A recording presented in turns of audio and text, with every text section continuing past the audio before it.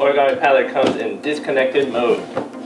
That means each of the 3 holes is completely disconnected from the others. So what you want to do is place them right side up.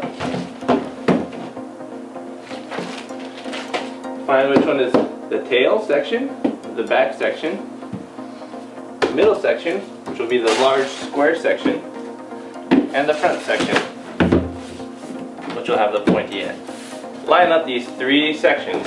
Each hinge has overlapping tabs right here that help to lock the Origami Paddler together. You want to ensure that they overlap correctly.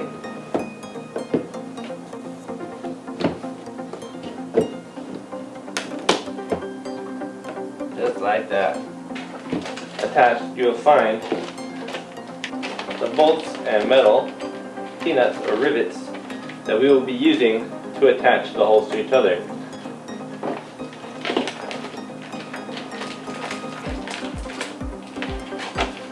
Remove them.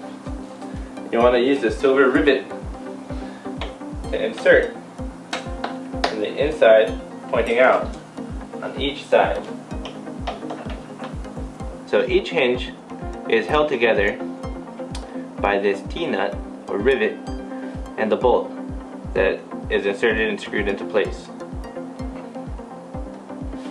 To insert the rivet, you want to make sure you attach it from the inside, pointing out, that the 2 loops, the 2 hinge loops, are aligned, and once, so that may require some movement to find that alignment. But once it's aligned and it slides through, you can then screw in the bolt so that it doesn't fall out during use. Once you screw in that bolt, you want to repeat this step for each hinge so that you have 4 total. You want to make sure to attach both sides at about the same time.